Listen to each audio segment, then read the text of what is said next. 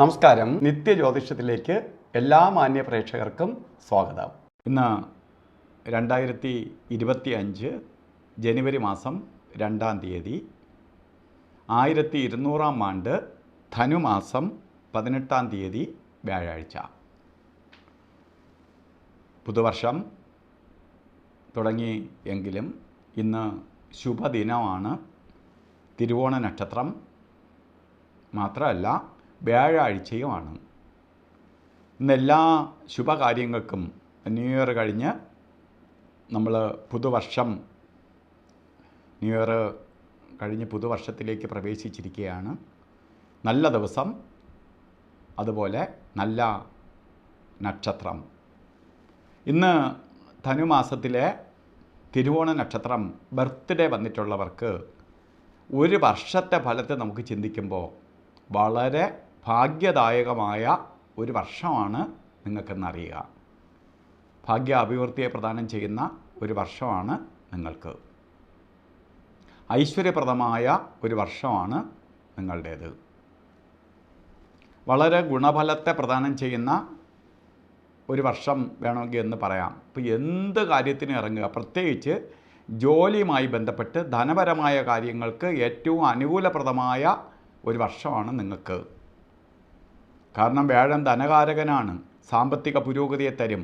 പ്രതീക്ഷിക്കാതെ ധനം വന്നു ചേരും. എന്തൊക്കെ ദശാദോഷം ഉണ്ടെങ്കിൽ പോലും ഇന്ന് ബർത്ത്ഡേ വന്നിട്ടുള്ളവർ ഈ ഒരു വർഷത്തെ ഫലത്തെ ചിന്തിക്കുമ്പോൾ നിങ്ങൾക്ക് ഭാഗ്യദായകം തന്നെയാണ്. ജോലിയില്ലാത്തവർക്ക് ജോലി കിട്ടും. ജോലിയിലിരിക്കുന്നവർക്ക് ജോലി കയറ്റം കിട്ടും. ഇല്ല, ബിസിനസ് ആദി കാര്യങ്ങൾ നടത്തുന്നവർക്ക് നിങ്ങളുടെ ബിസിനസ് പുരോഗതി ഉണ്ടാവും. പുരോഗതിക്ക് വേണ്ടി ട്രൈ ചെയ്യണം. അപ്പോൾ ഇത്തരം കാര്യങ്ങൾക്കെല്ലാം അനുകൂലപ്രദമായ ഒരു വർഷമാണ് നമ്മളുടേത് എന്ന് അറിയുക. അതുമാത്രമല്ല, ഇന്നത്തെ ദിവസം എന്തെങ്കിലും കാര്യങ്ങൾ ചെയ്യാൻ ആഗ്രഹിക്കുന്നവർക്ക് ഇന്നത്തെ ദിവസം അനുകൂലപ്രദമാണ്. ഇന്നത്തെ ദിവസം നിങ്ങൾ ഒരു കാര്യത്തിലും അറച്ചു നിൽക്കരുത്. എന്ത് കാര്യത്തിന് വേണോ ഇറങ്ങിക്കൊള്ളുക. കാരണം ഇറങ്ങുന്ന കാര്യങ്ങൾ വിജയത്തിലേക്ക് വരും എന്നുള്ളതിന് സംശയം വേണ്ട. അപ്പോൾ അതേപോലെ ഇന്ന് എല്ലാ കാര്യത്തിനും കൊള്ളാം എന്ന് ഞാൻ പറഞ്ഞെങ്കിൽ പോലും ചില സമയങ്ങൾ നിങ്ങൾ സൂക്ഷിക്കണം. പ്രത്യേകിച്ച് യാത്രാദി കാര്യങ്ങൾക്ക് നമുക്ക് യാത്ര ചെയ്യാനായിട്ട് തുനിയുമ്പോൾ രാഹുകാലം നോക്കി വേണം യാത്ര തിരിക്കാൻ. കാരണം രാഹു എന്ന് പറയുമ്പോൾ സർപ്പമാണ്. പ്രപഞ്ചത്തിൽ സർപ്പം ഉണർന്നിരിക്കുന്ന സമയമാണ് 1.5 മണിക്കൂറോളം സമയം.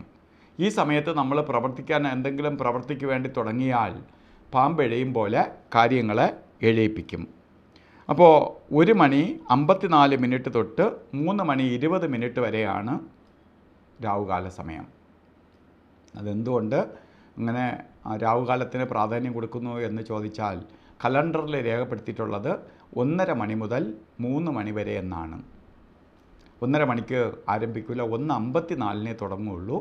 അത് 3 മണി 20 മിനിറ്റ് വരെ രാഹുകാല സമയമുണ്ട്. അപ്പോൾ ഈ സമയം യാത്രാദി കാര്യങ്ങൾക്ക് എടുക്കരുത്.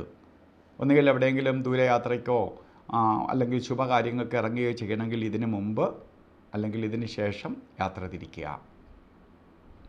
അതുപോലെ തന്നെ നമുക്ക് ഒരു കാര്യങ്ങളും ചെയ്തു കൂടാത്ത ഒരു സമയം, 2 സമയങ്ങളുണ്ട്. ഗുളിക കാല സമയവും യമകണ്ഠ കാല സമയവും. ഇന്ന് ഗുളിക കാല സമയം വരുന്നത് 9 മണി 37 മിനിറ്റ് തൊട്ട് 11 മണി 3 മിനിറ്റ് വരെയും യമകണ്ഠ കാല സമയം വരുന്നത് 6:46 തൊട്ട് 8:11 വരെയും. ഈ സമയം നമുക്ക് ഒരു ശുഭകാര്യങ്ങൾക്കും എടുക്കരുത്. കാരണം പ്രപഞ്ചം തന്നെ ഗുളികനും ശരിക്ക് യമകണ്ഠനുമായിട്ട് അനുവദിച്ചു കൊടുത്തിരിക്കുന്ന സമയമാണ്. ഈ സമയത്ത് നമ്മൾ ഓരോ കാര്യത്തിൽ ഇടപെട്ട് പ്രശ്നം ഉണ്ടാക്കി വയ്ക്കുക. അല്ലാതെ തന്നെ ഇന്നത്തെ ദിവസം നമുക്ക് ധാരാളം സമയമുണ്ട്. ഈ 3 മണിക്കൂർ സമയം പോയാൽ 12 മണിക്കൂർ പകലുള്ളതിൽ രാഹുകാല യാത്രയ്ക്ക് മാത്രമേ കൊള്ളാതെ ഉള്ളൂ. ബാക്കി സമയങ്ങളൊക്കെ നമുക്ക് എടുക്കാം. അതുപോലെ ഇന്നും നമുക്ക് അഭിജിത്ത് മുഹൂർത്തം പറഞ്ഞത് 12:05 തൊട്ടാണ് അഭിജിത്ത് മുഹൂർത്തം തുടങ്ങണേ. 12 മണി 5 മിനിറ്റ് തൊട്ട് 12 മണി 53 മിനിറ്റ് വരെ 48 മിനിറ്റ് നേരം അഭിജിത്ത് മുഹൂർത്തത്തിൻ്റെ സമയമാണ്.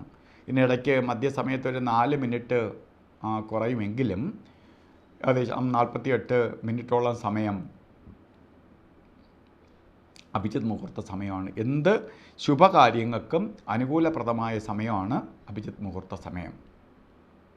നമുക്ക് ജ്യോതിഷികൾ തന്നെ മറ്റ് മുഹൂർത്തങ്ങൾ കിട്ടാതെ വന്നാൽ ആശ്രയിക്കുന്നതാണ് അഭിജിത്ത് മുഹൂർത്തത്തെ. കാരണം പ്രപഞ്ചം മറ്റെല്ലാത്തിനെയും എന്ത് ദോഷത്തെയും പ്രൊട്ടക്റ്റ് ചെയ്ത് നിർത്താനുള്ള ശക്തിയുണ്ട് അഭിജിത്ത് മുഹൂർത്തത്തിന്. അതുപോലെ ഇന്ന് നമ്മൾ ഓരോ കാര്യത്തിന് ഇറങ്ങുമ്പോൾ വസ്ത്രധാരണത്തിന് പ്രാധാന്യം കൊടുക്കുക.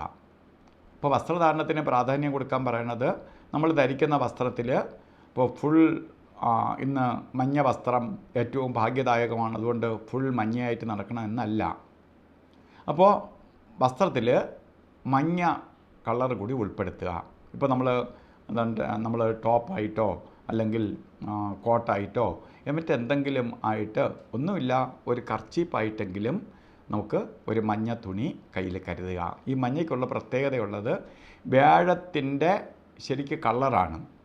ഇത് നമുക്ക് പ്രപഞ്ചത്തിൽ നിന്ന്, പ്രകൃതിയിൽ നിന്ന് ഇതിൻ്റെ പവറ് ബോഡിയിലേക്ക്, കളറിലേക്ക് ആഗിരണം ചെയ്യാൻ സഹായിക്കും. അപ്പോൾ നമുക്ക് കുറച്ചുകൂടി ഉന്മേഷവും ഉണർവും നമ്മൾ ചെയ്യുന്ന കാര്യങ്ങൾ കുറച്ചുകൂടി ഭംഗിയായി ചെയ്യാനുള്ള ഇതും നമുക്ക് പോകുന്ന വേദിയിൽ നമ്മൾ ശ്രദ്ധിക്കപ്പെടാനും ഒക്കെ സഹായിക്കും. അപ്പോൾ ഇന്നത്തെ ദിവസം നല്ല ദിവസമാണ്. എല്ലാവർക്കും ഭാഗ്യദായകമായി തീരട്ടെ എന്ന് സർവേശ്വരനോട് പ്രാർത്ഥിച്ചുകൊണ്ട് നിർത്തുന്നു. നന്ദി, നമസ്കാരം.